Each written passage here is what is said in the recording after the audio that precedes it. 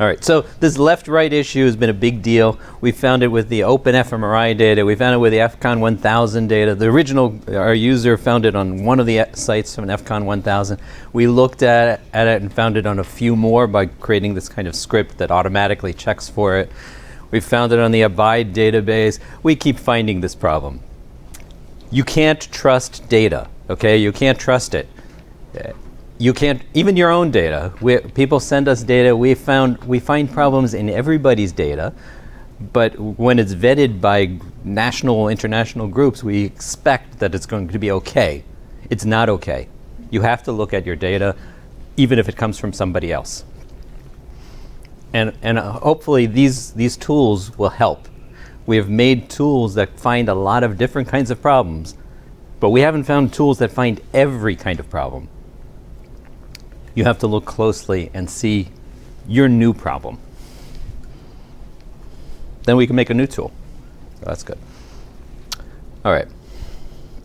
We go through a lot of rants during this class. Don't worry about it. We'll continue on with that. It's tradition. Okay, so now I'm going to switch to, what am I going to switch to? Oh, yeah. Okay, so if I've got something on the screen that I like, I'm going to continue around this image viewer. I can open up this disk button, and it brings up another long menu. It has a lot of things in it.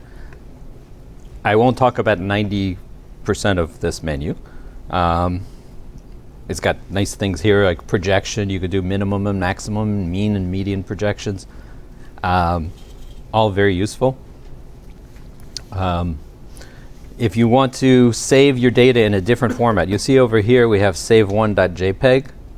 If you want to save it as a GIF or a GIF, or however you want to pronounce that, you could say save to GIF there, and it changes that extension to GIF file, to the GIF extension. And you can say, if you click on that button, you could say, I want to save this image, this axial slice, and I want to save it. I want to show this on my web page, and I'm going to say, okay, this is my web page, and it will automatically end it with a .gif. And in my terminal, it's computed a GIF file for me, and it's there. If I do, you can see it. There it is. And however you want to view GIF files, it's okay. You can look at it with AFNI. You can look at it with the AFNI image viewer. This is we provide a little program for looking at GIFs and JPEGs and so on, PNGs.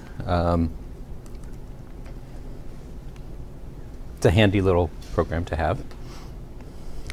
You may use Eye of Gnome or something like that, EOG, other ways to do this. There are 1,000 programs that will do this kind of thing, but this is one that we wrote, so here it is. If you have AFNI installed, you automatically get this for free. It's all for free, so.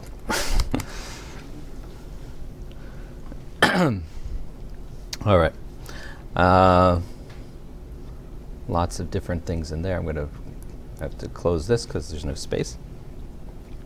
Well, let's see. Down here we have the edge detect and flatten and sharpen and the VG paint. Okay, well, I won't talk about that. The edge detect is something I use occasionally. We'll look at that with when we look at alignment. So that changes everything into an edge. You could do the same thing by just clicking the E key over the image viewer. Let's see if I can get that. Yeah, I have to close the display menu to get it, but there it is. So the E key is a toggle for edge display. All right.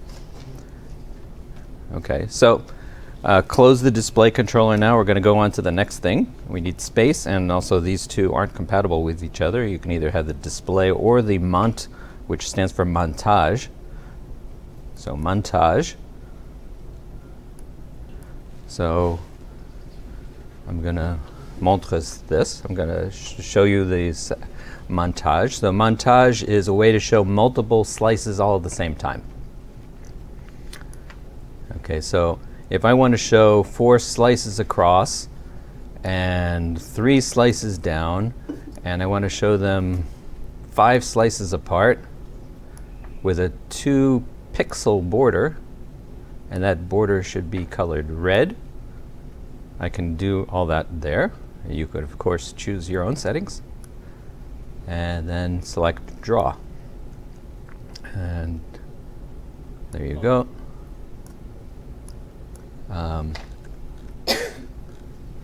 So 4 across, 3 down, 5 slices. And you'll see that over here we have all these slices showing up on our sagittal view. So our axial slices are now on montage. Our sagittal slice is still just a single slice.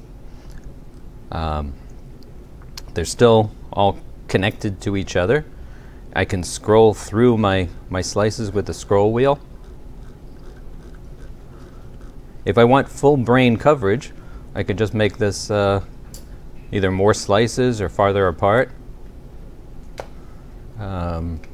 Say 10 slices apart, and then draw. And now I pretty much have full brain coverage there. So this is handy for creating reports. And I'll show you how to drive AFNI to actually get these kinds of reports automatically. Now you could have multiple montages in multiple slices. If you do that, the crosshairs will get confusing and distracting. So I recommend you could turn off the crosshairs over here if you want, or you could have just single crosshair, and then you only see one set of crosshairs from the center slice of your montage.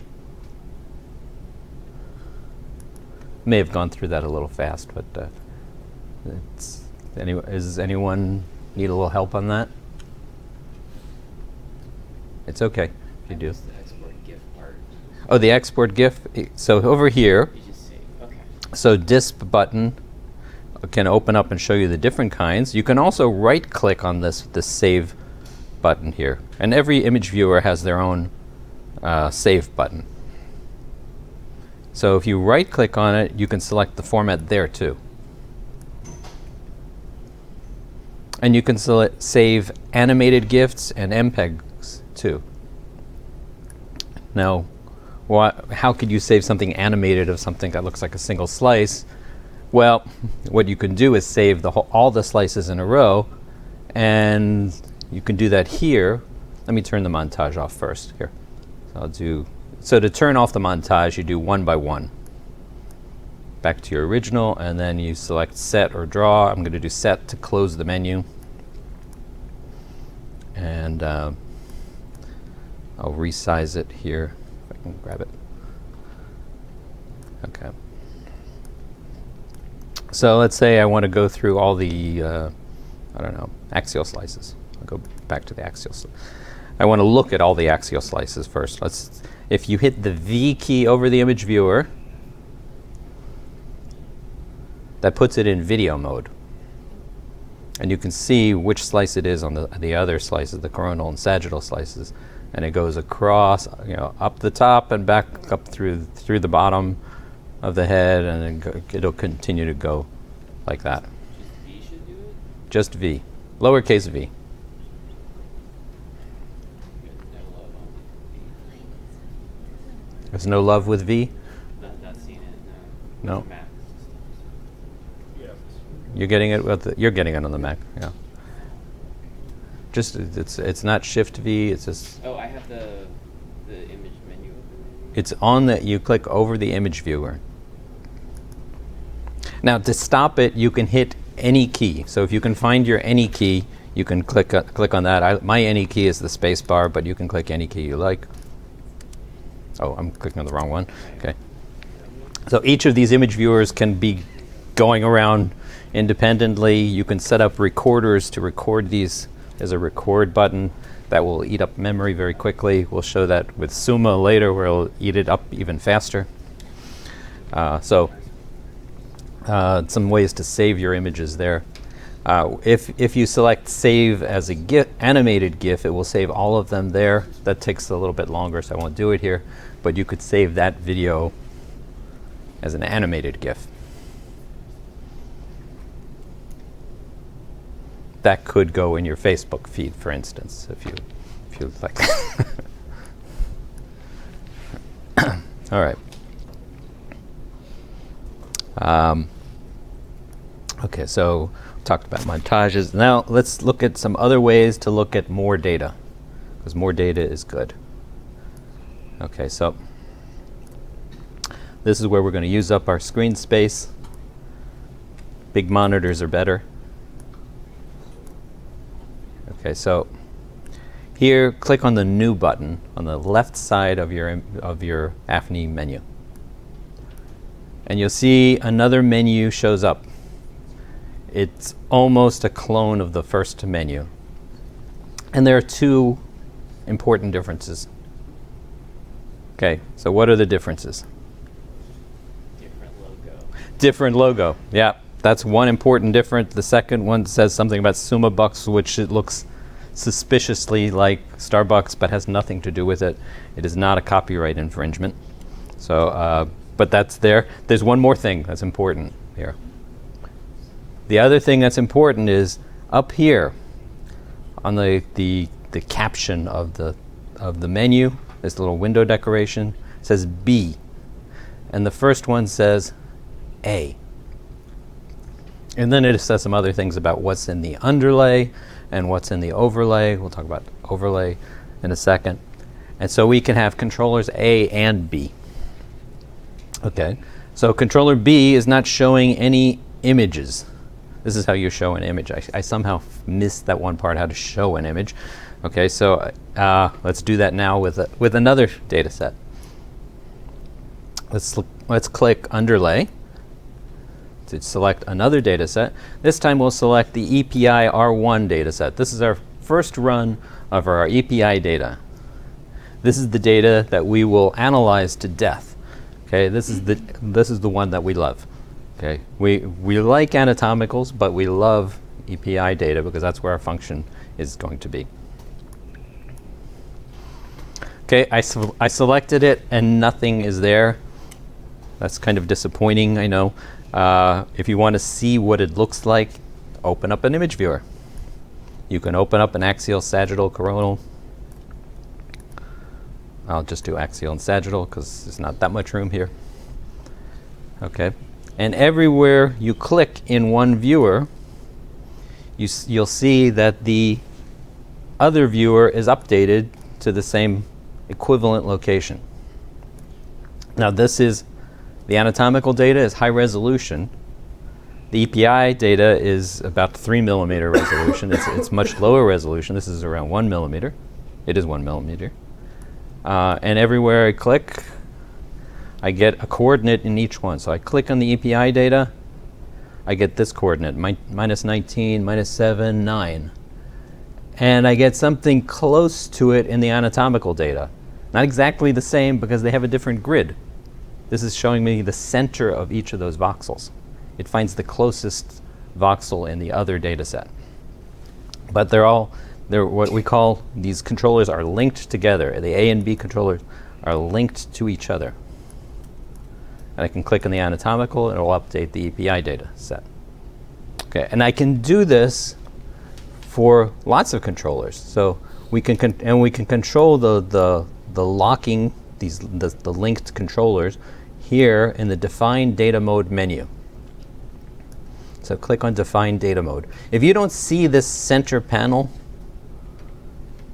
you can click on the Etc. button. That opens up this menu to the right. You'll see that we have these menus that have these right arrows on them.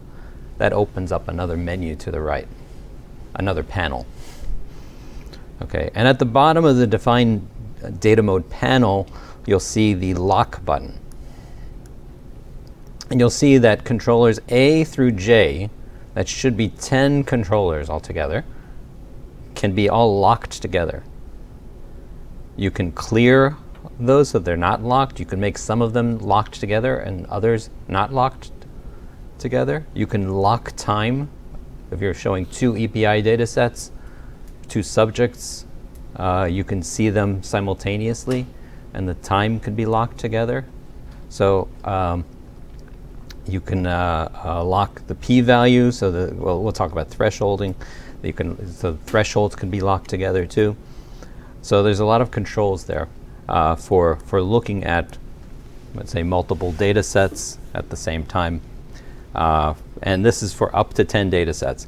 Practically speaking, it's difficult to look at so many data sets at so many windows. So we generally only do, I think for myself, I've only done a maximum of about 6 at the same time. But it is a way to see whether things are roughly in the same place. Alignment is roughly, I click here, that looks like it's in roughly the right spot over there. Some other packages, which sound like some other packages, only give you this way to look at whether two data sets are aligned to each other. We will look at lots of different ways to check for alignment. This is one way to look at a lot of data, but we'll show you some more. Okay. So I just wanted to show you where that is and that the controllers are locked together. Let's see. These images were already pre-registered via outside. These images were not pre-registered. I mean, they're pre-registered only by the scanner. So the scanner reports coordinates. And as long as one of them is not oblique, they should be in roughly the same place inside the AFNI viewer. But locked, so down the road, if we start adjusting these and they're locked, those adjustments will propagate through everything being locked together. The locking is just a GUI part of it. It doesn't change the data set in any way. It just makes sure that the coordinates come as close as is available in the GUI. It doesn't do alignment. Okay, so we've got the multiple controllers, the etc. button. Now we're going to get to the most interesting part of our data, is the graph of the data. So we have all, these images are pretty prominently placed, these buttons here, but right next to it we have the graph.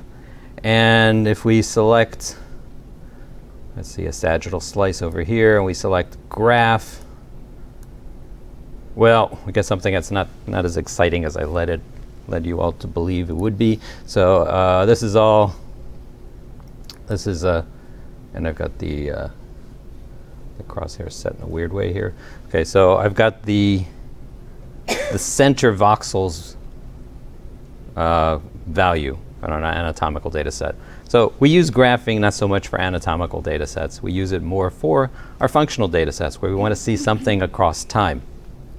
So I'm going to close this now, close the graph, and do the same thing on the EPI data. Okay, so here, like my sagittal graph, and now I've got some interesting data. Now we're starting to look at the stuff that we're going to spend the whole rest of the week analyzing, these graphs. So we can click anywhere, and we get the graphs of the voxels that are shown here. So here, this box is 3 by 3 voxels. So we have 9 graphs corresponding to those 3 by 3 voxels. So every graph shows us the intensity across time. So we have, this is at time 0. It shows us our index is 0. It shows us the time that it corresponds to. The time is not going to be exactly 0 because we have slice timing. We don't acquire all of our slices at the same time. And AFNI knows that, and it's going to show us that here. We have the pre-steady state peaks. You'll see that virtually everywhere in our data, we've got these pre-steady state peaks or drops, and that's before the signal stabilizes. We see these high or low intensities, and generally in our analysis, we're going to ignore those. And we can ignore them in the menu too by clicking on the FIM button and selecting ignore. And you can say up, You can keep going back and forth to that, or you can select how many you want to ignore. Generally, you'll ignore 5-6 seconds worth, so a 3-second TR, or I'm not sure if it's 3 or 2 or whatever it is. You can put 3 there. I think we used 2 in the class, so you can even, I'll go back and I'll select 2, go back to that.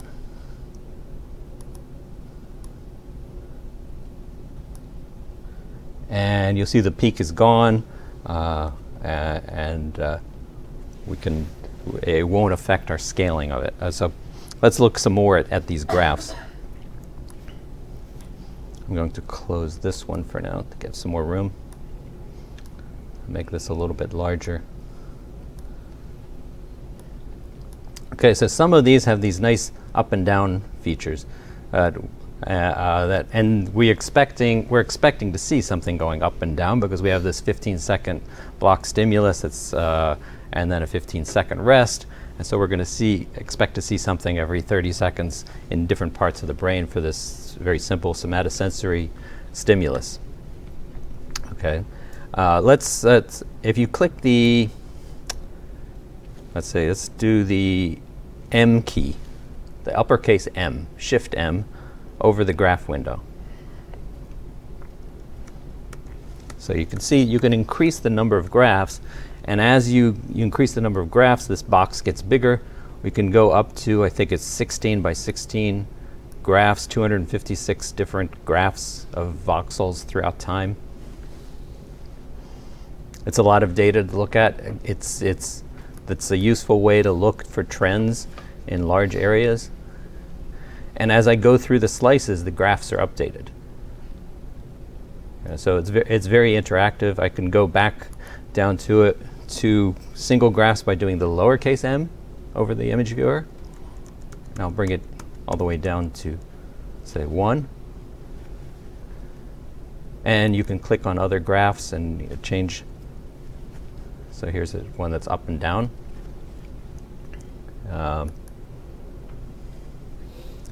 And you'll see, if you go particularly along edges, you'll see that sometimes you'll see these sharp peaks.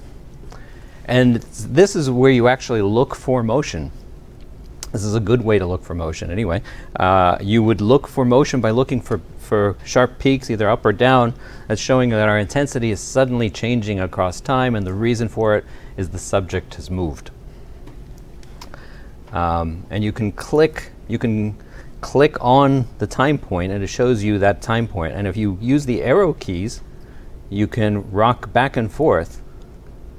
And it's generally easier on the sagittal slices. Mostly people in scanners will rock their heads a little bit. So, if you've got animals that are head posted, there's a different set of problems. They don't rock their heads like that. But for humans, it's generally like that. And here, this is a pretty good subject. We really only have one major time point that has motion, and we even had to synthesize it to make this. So the motion is a little bit simpler than what it really is in real life. So on a graph window, what you can also do is you can click the V key, just as we did in the image viewer. You can do that on the graph viewer. So if you do this over the image viewer, the V, we can now travel through time. This is incredible, isn't it? Traveling through time just with AFNI. Okay, so we're traveling across all of our time points. You see the little bouncing red ball is taking us through time, our own little time machine. So we can see what happens on each of these. And we recommend that you do this for your subjects. Look to see what's happened across time, because this is your data. This is the data that we're analyzing. And if you look closely, you will find problems. You just have to be sure that they're not affecting your analysis, what your interpretation is. And to stop, you click your any key, spacebar, and then you've stopped at that point in time. It also works with scroll wheels and arrows and that kind of thing. Any questions about time travel? Okay. That was easy. All right. I have to do some ideal. Yeah, so we're going to be looking at an analysis that has that stimulus timing, and we want to look at what is the best case of matching our model. And we can look at that by selecting the FIM and pick ideal. FIM button, pick ideal. It brings up this. And the analysis, AFNI proc will generate this EPI R1 ideal time series for you. These files that end in .1d, these are text files. You can open them up in any editor. And they're just a single column of numbers. This has 152 numbers in it. And then just select set. And you can see we're looking, the ideal voxel will have this up-down business that looks just like that. Real life will not give us that. Real life gives us something like, let's jump to a different location I wrote in my notes. Let's jump to something like this. You can find a lot of similar locations. Minus 22, 72, 18, and then I'll do set. Okay, so that's a good voxel. I know it looks noisy, it doesn't look as nice as the red one, but that's a really good voxel. It's a really good fit. This is giant percent signal change. We'll look at that later. So this is, and if you click somewhere else, so just to mention this, you click someplace else over here, and go, oh, I missed that great voxel I was just on. I can right click again and select jump back. This only works one level deep. If you click twice, you can't jump back. Well, you could jump back to something else that you don't like. All right. All right. Got to make some more time here, so I am going to, I think I'll close, yeah, let me close the second controller. And I'll go back to the first controller.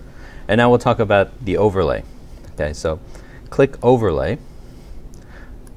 And we'll select the same EPI data we were just looking at, but not as underlay, this time as overlay. And now we're looking at it in color. The overlay is showing us color over our background underlay data set, which is why we call them overlay and underlay. And it looks very different here. You can see that our anatomical data set has a much larger coverage. And we have a new menu that popped open, this define overlay panel. So let's look at this define overlay panel. We can change some things here. Well, first of all, let's look at the overlay button over here shows you what overlay you're looking at. So here we're looking at overlay number 0. The first, we start counting in AFNI at 0. So this is our first time point. If we want to look at other ones, we can click on that button and it shows us 0 to 151 in this long list like that. We can also, this is another kind of hidden menu. If you right click where it says OLE, if you right click there, you'll get a list that you can scroll through. And you could pick a time point that you like. Oh, I forgot to mention one thing on the pre-steady state. Some scanners, many scanners, throw that away. Don't throw that away. These things that they call dummy scans, you will sometimes need them because they have excellent spatial contrast. They're good for alignment. They're not so good for our functional analysis, but they're good for alignment, so keep those. If you have a low flip angle, you will have contrast that's not very good, spatial contrast that's not very good, but your pre-steady state may still be good, so keep those. And you can use those for alignment. All right. Okay, so we can look at data like that. Right now it's scaled from the minimum to the maximum. and this minimum and maximum is 0 to 2889 on this particular subbrick that we're looking at here, subbrick number 21. If you want to change that, select the auto range button, and let's put in something lower. So instead of 2889, maybe I want 1500. Well, I'd put 1400. Doesn't matter. 1400. Too low, so let's try 1800. Starts to look more reasonable. Okay, I'll go with 1800. This is all positive, so maybe I'll click this positive button below the color bar.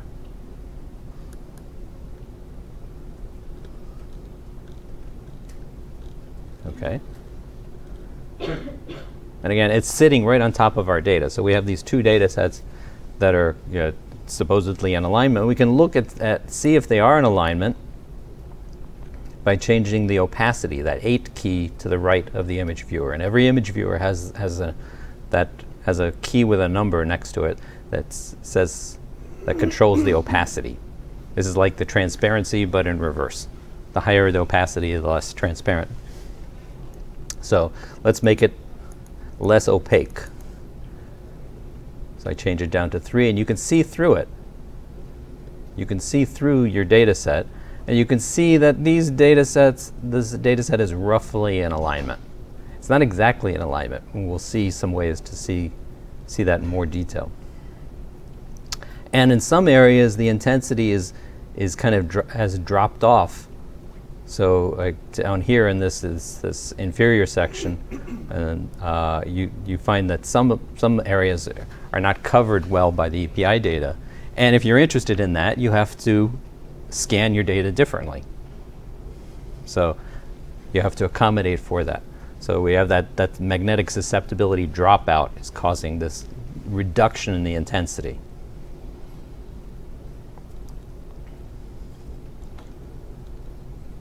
Okay. All right. Let's continue on. To turn on and off overlay, you can click the O key.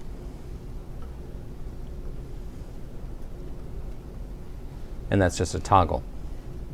If the overlay is off, you can click the U key. And both of these keys are good ways to see whether your data is in alignment. So if it seems to move between the two, they're probably not in alignment.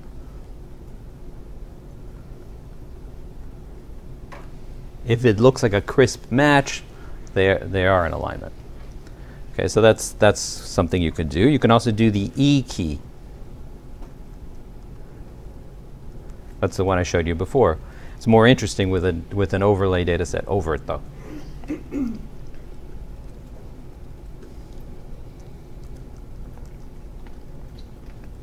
Okay. Let's see. What else? Okay. I didn't cover a couple topics here that I wanted to mention before, and I'm going to go back to this. I'm going to turn off the edge display. If you've changed your contrast, so I was playing around there with the contrast and the brightness, and I've done some funky things to it, and I don't like it, you can just click norm, which in Boston is just best said as norm. Okay, so that's from an old TV show. If you're well, depends if you're from another age or another place. So, and I think that's just a few blocks that way. I'm not sure where. That way. I don't know which way I'm turning. Okay, so that's the norm. Down here, I didn't mention this. This is the underlay is automatically scaled between the 2 percentile and the 98th percentile. If you want, you can see. I'm going to turn off overlay for a second so you can see this a little bit better. If you click the M key over the image, it will be scaled from minimum to maximum. This is the default way most software packages would show you this same kind of thing, but we find that if we set the bottom to the 2 percentile of the intensity and the top to the 98th percentile, you can see your data a little bit better. But there's controls for that. You can even do Control M, and that toggles between minimum and maximum for the whole data set. You'll notice that the 2% to 98% is based, that percentile range is based on that particular slice you're looking at. So if you look over here at a slice near the top of the brain, or the, well, I'll click over here. I'll get axial slice so you can see that. So, you know, pretty much outside the brain, and it's still very bright. If you do M, it gets much dimmer. So if you want to control it to be over the whole data set, this is min and max of the volume. And if you have multiple volumes, as in, like in an EPI data set, and you want to see everything scaled the same way, you can do Control M again, and that scales across the whole data set, min to max of that. And there are more controls for that in the under the grayscale bar. All right. Let's go back to, I'm going to change back to the 2 percentile to 98 percentile. And let's see. So let's change our underlay data set to the EPI data set that we were looking at before.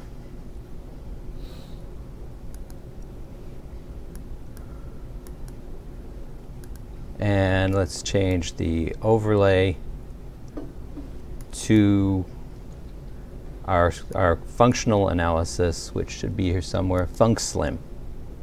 This is a slimmed down version of our functional analysis.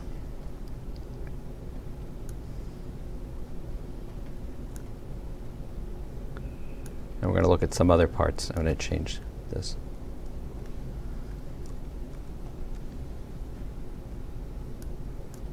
Okay, so let's turn the overlay back on. We see a lot of stuff. And let's select our overlay. For our overlay subbrick, let's pick this is VREL 0 coefficient. This is reliable visual stimulus, and the beta coefficient for it. And let's, instead of the auto range or our scale of 1800, this data has been scaled in such a way during its processing that the intensities correspond to percent signal change at the voxel level. So we have effect estimates at the voxel level. So this is the thing that we like to see. This is how big of an effect we're seeing at every voxel. So let's change that to something like red will be shown as 2%. And we're expecting both positive and negative effects. So let's change that there. Now we do the analysis over the whole data set, even out in space here, outside the head. We do it over everything because we want to see where there are artifacts, where there's ghosting, what's going on in this data set. We can mask it later because everything is done this massively univariate problem, so we're just looking at everything at the same time in the same way. We can mask it in a later part of the process. Okay. So this is our percent signal change.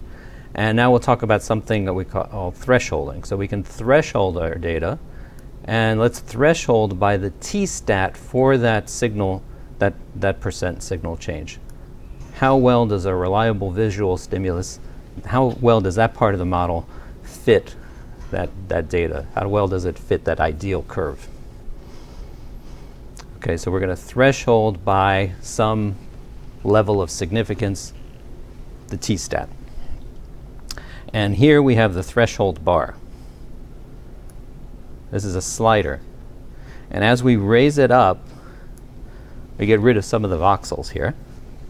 And you'll see there's a p-value that shows up in this too. So here, when we raise it up to the top, the p-value is 0.31. Our t-stat is almost 1.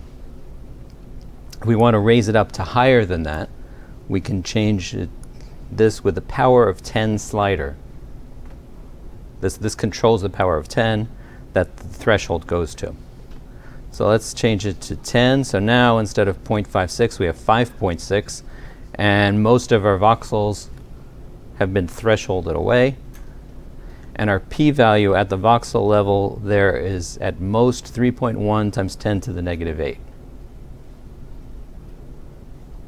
Okay, so this is one of the trickiest parts of understanding the AFNI GUI, is to understand how this threshold slider works. So we have the overlay, which we just spent some time looking at, which controls the colors of what you see. And then we have the threshold, which thresholds on something else. And what we threshold is on some level of significance, usually.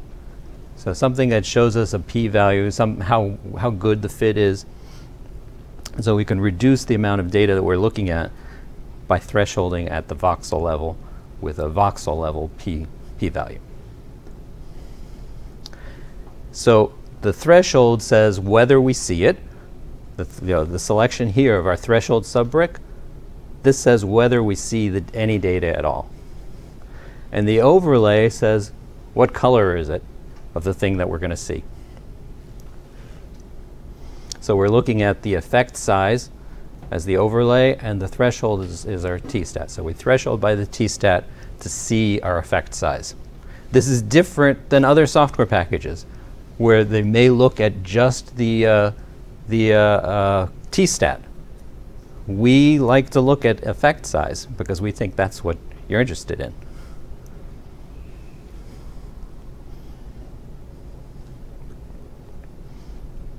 So if I click someplace, I can see what that effect size is here. So this is a 2.3% effect size here. These are gigantic numbers for fMRI. Okay, 2.3% of the signal comes from the stimulus here. And you can see that in blue we have negative effects too. We have deactivation. You can decide what all this means for yourself. There's negative, there's positive. We have both things going on at the same time.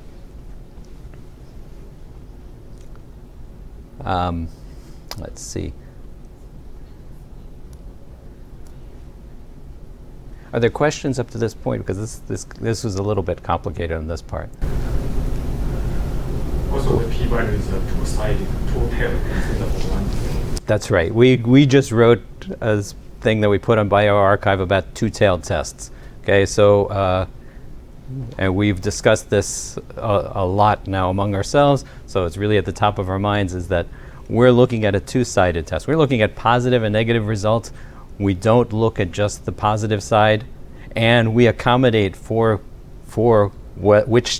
how many tails we're looking at. We're looking at two tails, so it's fairly straightforward. If you're only looking at one tail, and then you're going to look at the negative tail, you have to change that by a factor of 2.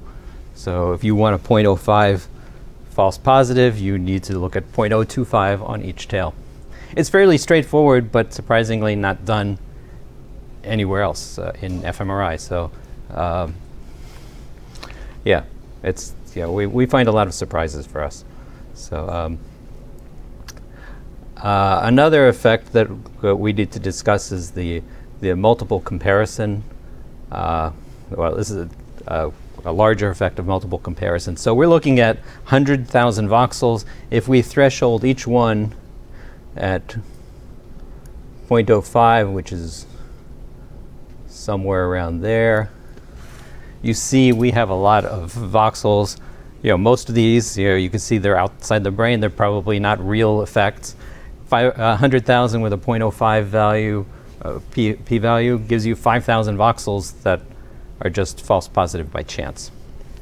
So you can handle false positives by different ways. One is to use the false discovery rate, and we show that here as the Q value. So this is the fraction of voxels that you expect to be false, given the distribution of p-values in your data. And so you can raise that up until you get an FDR rate of 0.01 or 0.05 or whatever you like. This is controllable with a scroll wheel or with arrows. You can even right-click. You right-click on this. It's another hidden menu, and you can set the p-value and q-value.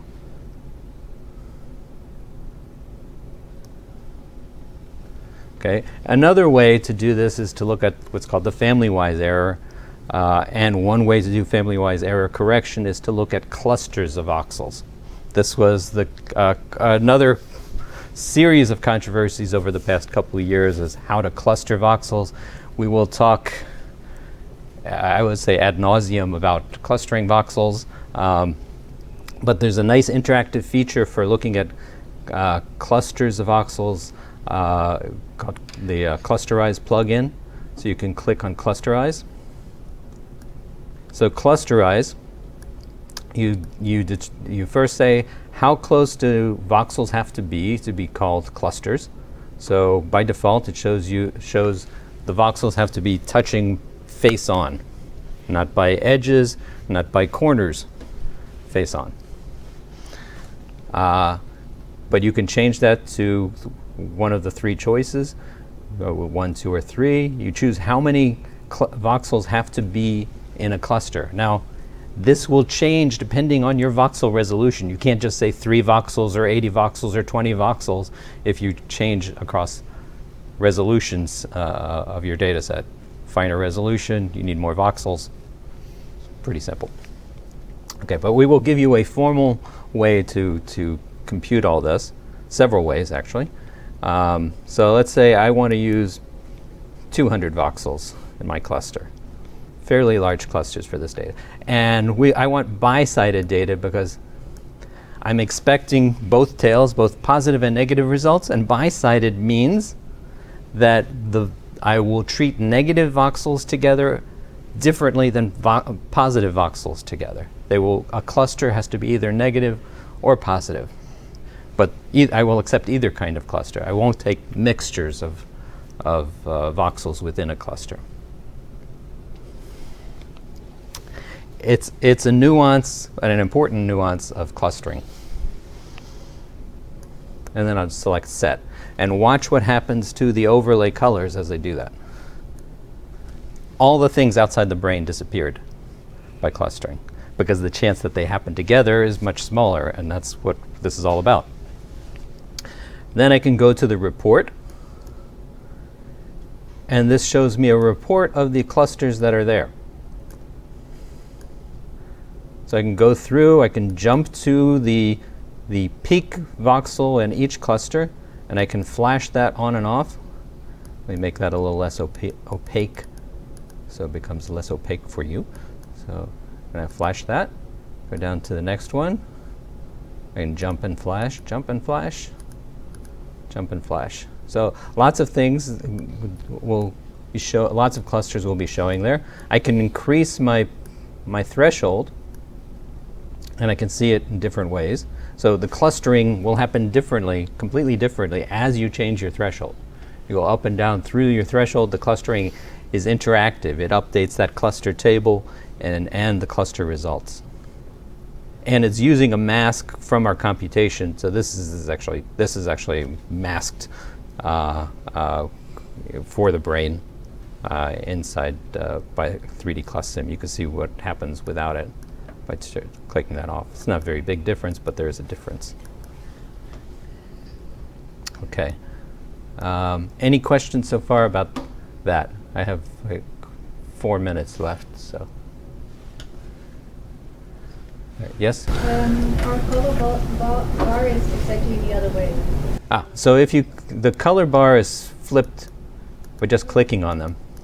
And by the way, if you want to choose other color bars, there is a large selection here by right-clicking and choose color scale.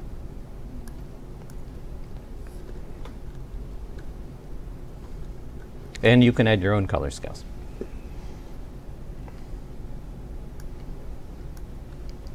Okay. In here, we can select another data set. So I can select an auxiliary data set. And let's say I want to look at my EPI data, the EPI data that we've been looking at. Okay, I selected one. I can select multiple ones like that. And select plot for the first cluster. And you can see this is the average over that cluster, the mean through the cluster, and this has not had its pre-steady state data removed. So it has that large initial peak, but it has that up and down for the rest of it.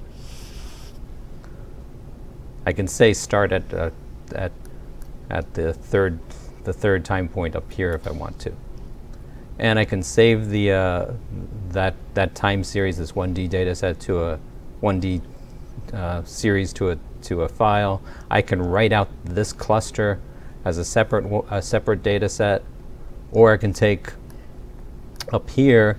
I can see the equivalent 3D clust command in the command line in the terminal, or I can save all the clusters with the Save Mask button. And it will save it as clust here. So just to show you, I will do that here. I'll save mask, and if I find my terminal, you'll see that it wrote a 3D clust command. I'll show you something a little bit like this on Wednesday with a new program called 3D Clusterize, which is very similar, but its syntax is a little bit easier.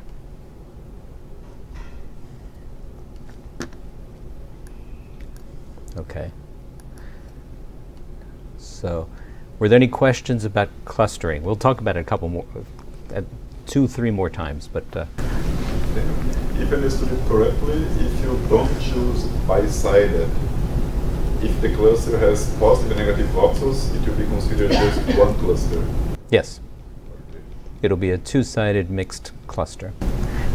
Practically, not matter much because usually the data is already small. So you really don't rarely see one positive and negative. If your p-values. Yeah, if you have pretty significant p-values, then it won't have a big effect. But.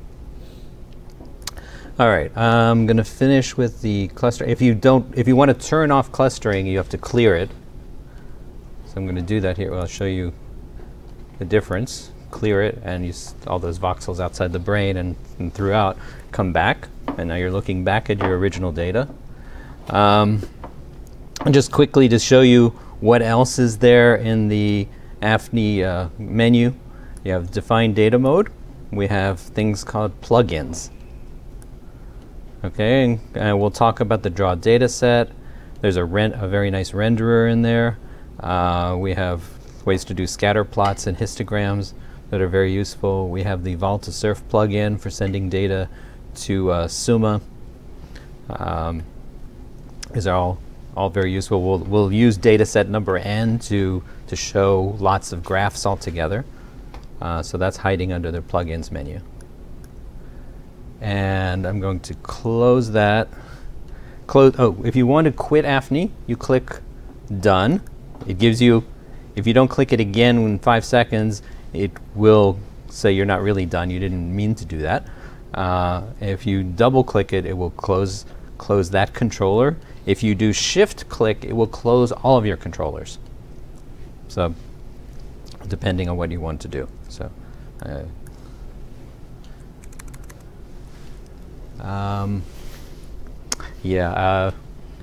don't know if I have time for the Drive AFNI. I can do Drive AFNI later in the week too.